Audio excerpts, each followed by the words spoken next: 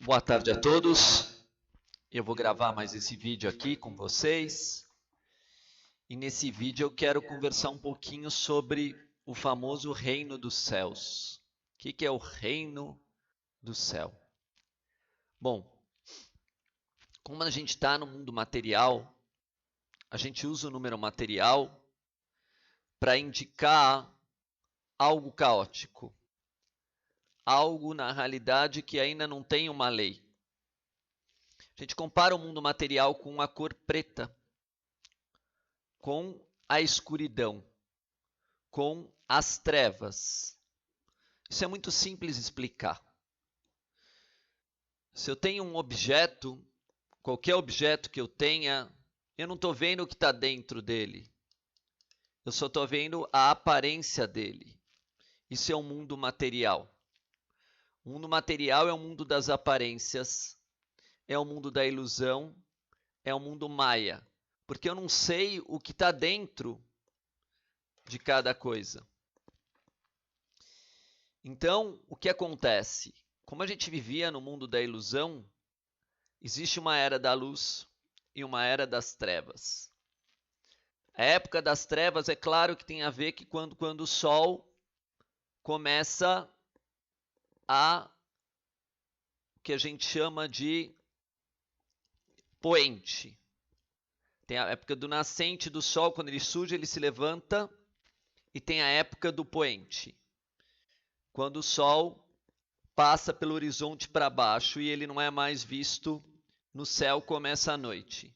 Então a noite é o símbolo da matéria e o dia é o símbolo do espírito.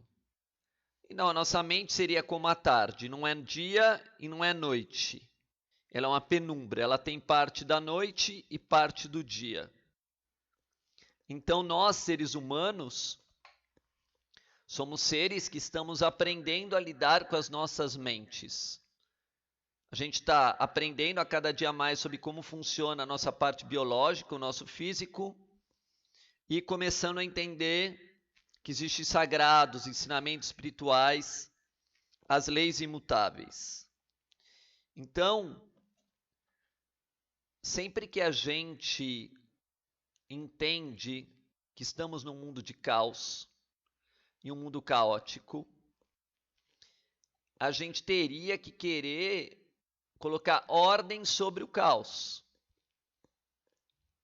Entender como esse caos funciona. É claro que esse trabalho já foi feito pelos nossos antepassados, porque as mesmas situações que a gente está vivendo já aconteceram com eles por um motivo muito simples. No céu, a ordem das constelações, das estrelas, dos planetas não mudaram.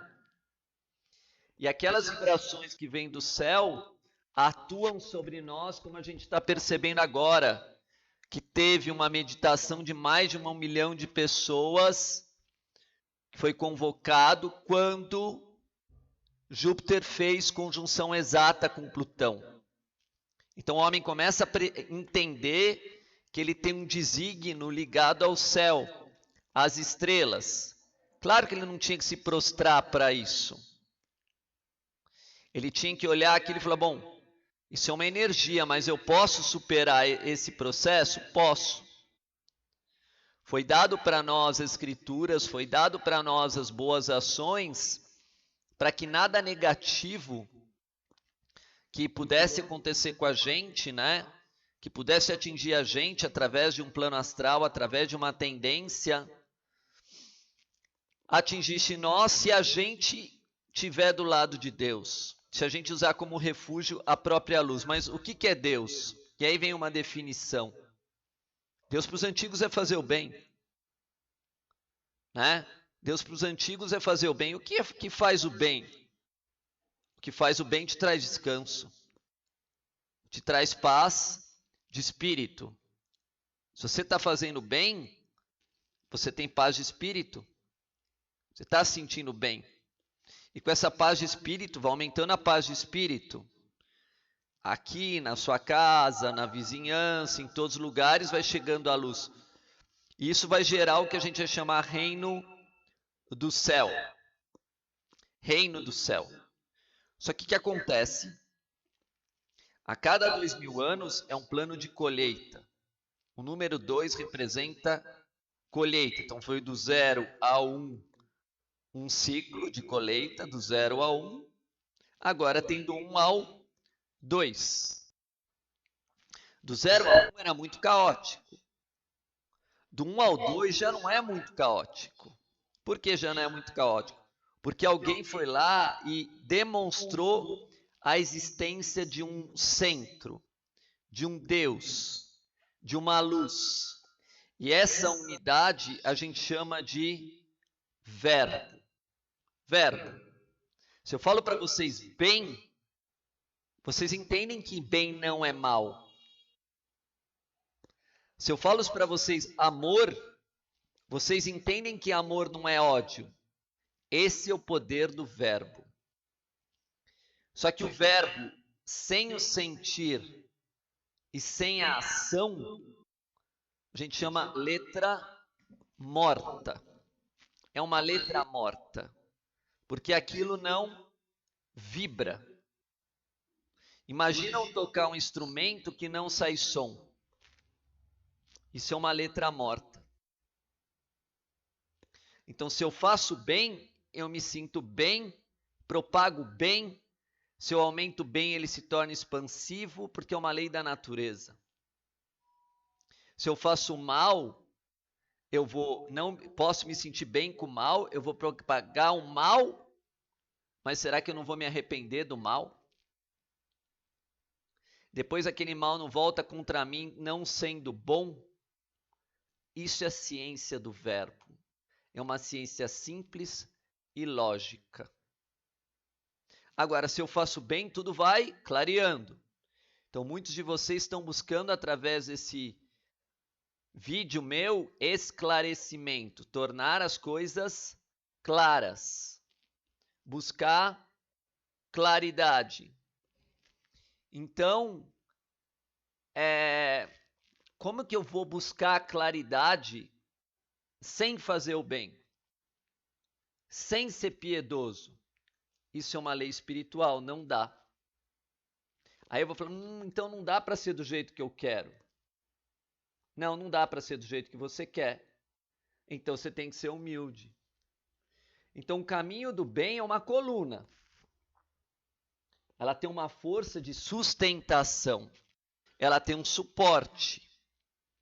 Então quando vem a Bíblia, que nunca vai mudar nem a vírgula, ou ao Corão, ele dizia assim no início: naqueles dias apareceu João Batista.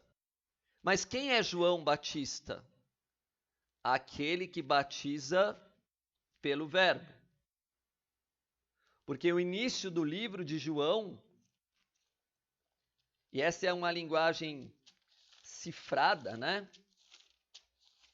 Não tão simples, está escrito: no princípio era o verbo, e o verbo era junto de Deus, e o verbo era Deus. Aqui tem 3 vezes a palavra verbo. Tem no princípio, ele já era o verbo. Aí o verbo estava junto de Deus. Então, você só vai acreditar no verbo, no poder da palavra, quando você se unir ao bem. Ah, Celso, mas está escrito aqui Deus. Ah, mas o verbo, ele é sábio. A sabedoria do verbo, ela é infinita e eterna. Porque lá no começo da Bíblia, quando fala de Deus, fala assim: viu Deus que a luz era boa. Então, se Deus viu que a luz era boa, verbo começa com a letra V. Então, através do verbo, você também pode ver que a luz era boa. E acaba com BO. BO lembra bom. E aí todos os mestres vão falar: olha o lado positivo das coisas. Veja a bondade em tudo. Aprenda com as situações difíceis.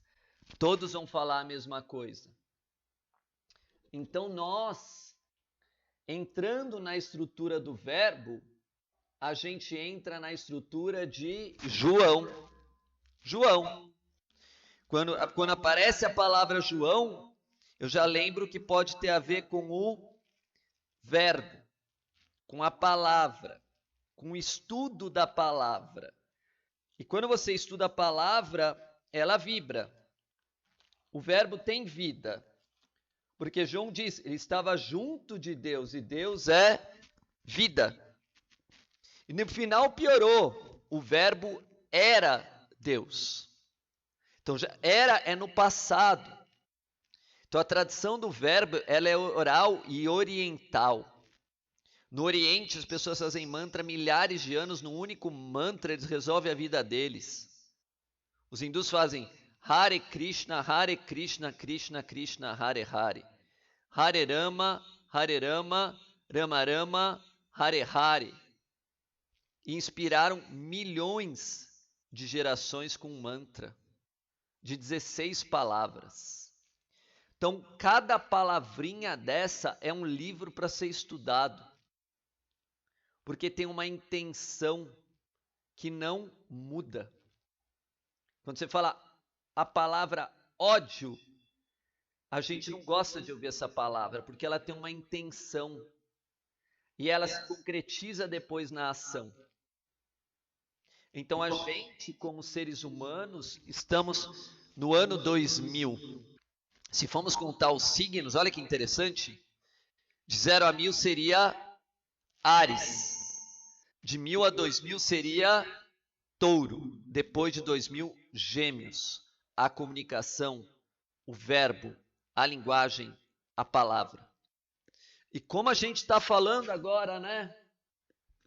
Como a gente fala agora, como a gente se comunica, como tem milhares de formas de comunicação, cada vez mais a gente se comunica de milhares de formas diferentes. É por celular, é por notebook, é por Instagram, é por foto, é por imagem. Agora, o que eu preciso? Eu preciso me comunicar comigo mesmo. Cada pensamento é uma palavra. Cada palavra está por trás um sentimento, está por trás uma vontade, está por trás uma ação. Isso é dentro de nós. Lembra a palavra iniciação. Vamos deixar bem claro que se todos somos um, podemos estudar todas as línguas, porque nós somos um ser humano. Então, do inglês eu traduzo para o português, do alemão eu traduzo o português eu traduzo para o inglês. Falta menos comunicação. E todas as línguas com uma sabedoria infinita, porque geram atos, geram desejos, geram vontades, geram pensamentos por milhares de gerações sendo reproduzidos. Então está escrito, continuando aqui Mateus, olha que bonito, está escrito assim: naqueles dias apareceu João Batista pregando, usando o poder da palavra. Pregar é deixar fixo. Pregar é você pegar um prego, você tem a parte que você põe na matéria e a cabeça fica para fora. Então, muita gente falando hoje de espírito para que ele penetre na matéria. Pregar tem a palavra regar. Regar lembra congregar das igrejas, mas regar uma planta. Com a razão, a gente vai tirando a inconsciência do nosso plano emocional. Então, todos nós agora estamos sendo chamados para olhar para o céu, olhar para desígnios superiores. Vem a palavra e fala no deserto. Mas o que é o deserto? Deserto tem vários significados. Por exemplo, essa palavra não está muito clara, mas o deserto, né, tem o significado de algo que não tem vida, que já morreu, onde não nasce cacto, que é um espinho. Cactos são espinhos, debaixo do cacto tem água, mas nasce espinho. É um lugar onde houve destruição. A minha vida está deserta, a minha vida está o caos, né? onde não tem água, onde não tem misericórdia, onde não tem bondade, onde não tem Deus, porque está escrito, o Espírito de Deus pairava sobre as águas. Gênesis, capítulo... O Espírito de Deus pairava sobre as águas. Não está falando que ele pairava sobre o deserto. Está dizendo que ele pairava sobre as águas. Então, as águas vêm do céu. Se Deus pairava, está acima das águas. Então, por lei natural, nós temos facilidade de passar ensinamento numa situação difícil, numa situação de sofrimento, numa situação de desolação. Realmente a palavra de Deus é mais fácil entrar, né? Então, obviamente que quem passa por sofrimento, quem passa por dor, pode ter sede. Sede de novas águas, sede de renovação, a chuva renova. Então, a linguagem bíblica, ela é sagrada, porque ela é também simbólica. Isso está escrito em vários livros. Não é vários livros. Mas vamos pegar, por exemplo, Marcos. Marcos diz assim, ele disse-lhe, a vós é revelado o mistério do reino de Deus, mas o que são fora, tudo lhe se propõe em parábolas, fora da caridade, fora do bem, fora de ajudar os outros. Ninguém vai entender as coisas de Deus se não pratica o bem e vai para o caminho da luz. Porque no início da Bíblia, ela começa colocando uma lei no versículo 3. E o número 3 é o número da lei, é um triângulo. E disse Deus, faça-se a luz, e a luz foi feita. Fiat lux. Então, faça o bem, que você me verá. Ajude o próximo, que você me verá. Mas quem fica nas trevas e quer levar trevas para os outros, como eles podem ver a luz? Se você está levando treva, você só pode receber treva. Então, a lei da Escritura é a luz. E aí vai repetir isso milhões e milhões e milhões de vezes, em todas as Escrituras. Estamos na época da luz, desde 1900, com a eletricidade. A gente já sabe que o positivo é o primeiro chakra, o negativo é o primeiro chakra, é o chakra básico, a densidade, que nem uma pilha. E o positivo fica lá em cima. O negativo é aquele que só quer receber, ele é egoísta. O positivo é doador. Um recebe e outro doa. Mas quem recebe também tem que doar. E quem doa também tem que receber. Essa é a lei do equilíbrio. Enquanto o ser humano foi egoísta e foi terreno, ignorante, quis reter tudo para ele só ganhou peso. Ele só fica paralisado. Ele só acumula. Sendo que a vida é movimento nessa época, vida é circulação, vida é vento. Vento não fica parado. Vento se movimenta, quanto mais fogo se espalha. Assim é a comunicação. Ninguém deve censurar a verdade, a luz, o amor, a paz, a bondade, a misericórdia, o bem. Então, por isso mesmo que eu estou fazendo essas lives, né? Porque chegou a época de espalhar o bem. Não que eu seja bom. Uma coisa é eu espalhar o bem e outra coisa é eu ser bom. São coisas diferentes. Eu estou lendo a Escritura Sagrada e aquilo de bom eu estou compartilhando. Eu estou mostrando a fonte para vocês de onde eu estou tirando. Estou tirando uma fonte de um livro sagrado. Eu sei que isso é bom.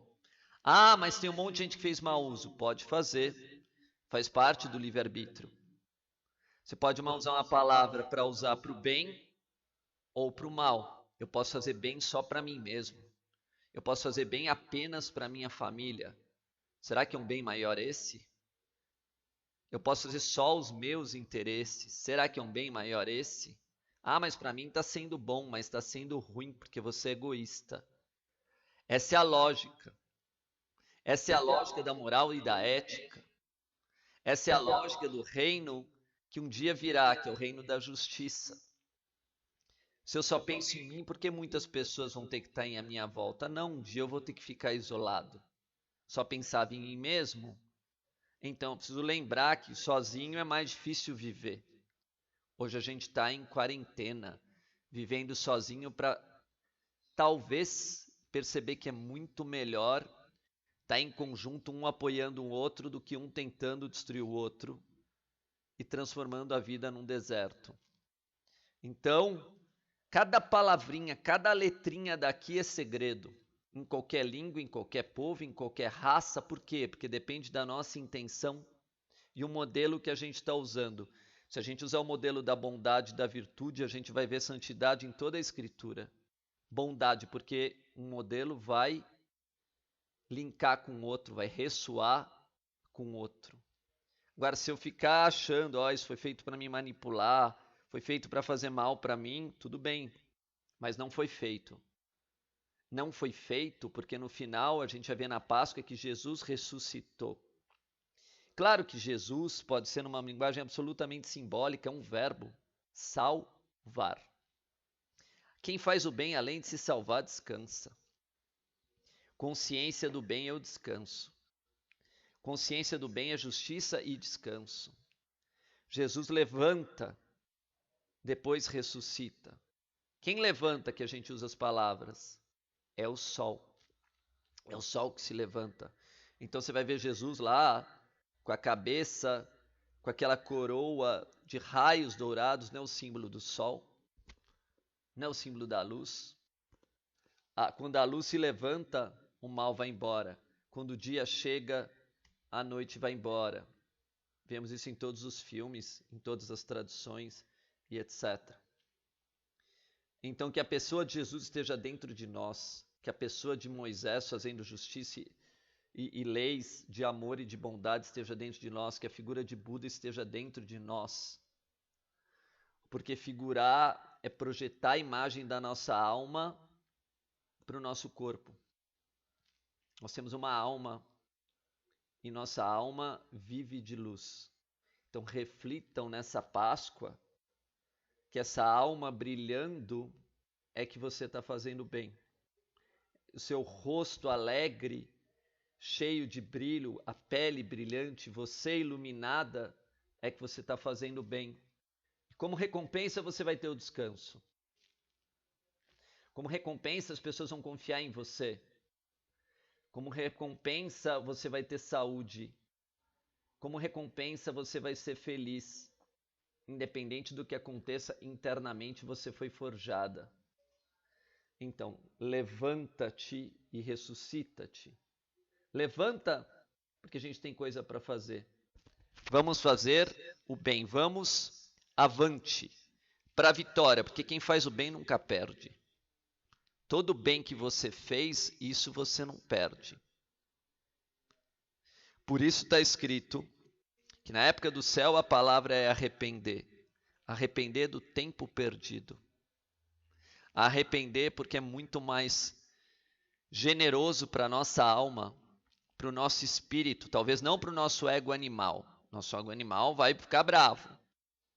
Mas para a nossa alma e para o nosso espírito, que é o que comandam realmente a nossa vida e nossa existência, é fazer o bem. E se você ama o próximo, você está amando a si mesmo. E amará a Deus sobre todas as coisas. Muito obrigado.